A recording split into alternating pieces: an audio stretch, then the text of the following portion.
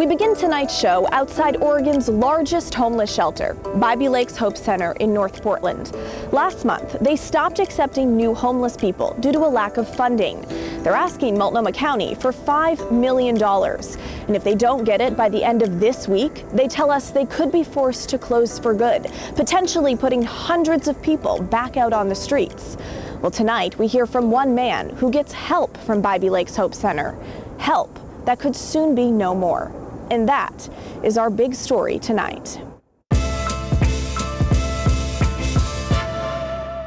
So we're going down the main hall. Billy McClintock walks these halls with pride. We're going to go past the head RA's office. And purpose. First, this is my home, for the time being anyway. But Bybee Lakes Hope Center in North Portland has given him something else, and he found it on the second floor. And this is our art room. Lights will come on in just a moment. The art room, where he spends most of his free time. I can't stand being stagnant and not feeling a part of something. This is my little family, even though we're not a family. The family he's found here saved him. This room makes people have sense of pride. After he lost his housing and moved into the shelter about 9 months ago. I didn't have anywhere to go. He lives off Social Security and pays about $250 a month for a room at Bybee Lakes. Since he's part of their reentry program, he's required to volunteer and take life classes, such as how to manage money and stay healthy. So this is really it's a godsend to all of us. But that could all go away if Bybee Lakes doesn't get the money it desperately needs. We would hate to have to close our doors in all of the communities we serve. This is Alan Evans, the founder of Helping Hands Reentry Outreach Centers, which runs 11 facilities in 5 counties and provides 430 shelter beds statewide. Bybee Lakes is their largest shelter, with 175 beds and room for 300 more residents. The money's going out faster than it's coming in, and so we've had to make the call for the time being to halt services. Last month, they stopped accepting new homeless people, and Evans asked the county for $5 million.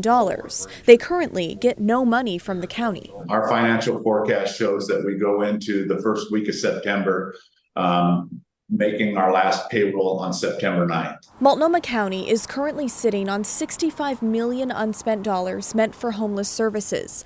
They're expected to vote on how to spend that at the end of this week, just days before Bybee Lakes would be forced to close.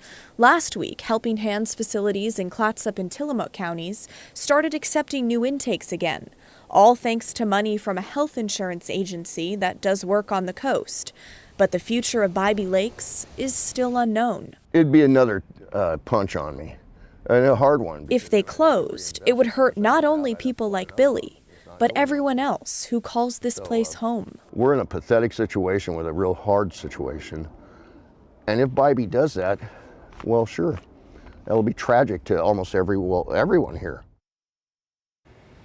So last month, Multnomah County Chair Jessica Vega Peterson told us that her team is working with Helping Hands and the governor's office to find a solution for the status of Bybee Lakes Hope Center.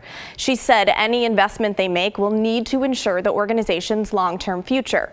We haven't heard back from her today, likely due to the holiday, but the Willamette Week reports that Vega Peterson has offered Bybee Lakes about $800,000 on one condition, that they hire a third party to look at their finances. Now remember, Bybee Lakes originally asked for $5 million, and they said they need at least $1.5 million to make it to the end of the year.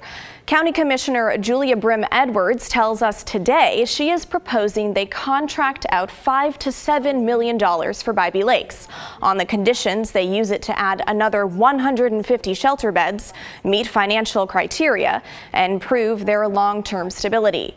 Again, the clock is ticking. Bybee Lakes tells us this all has to happen by Saturday. The Multnomah County Commission is set to vote on a spending plan Thursday or Friday.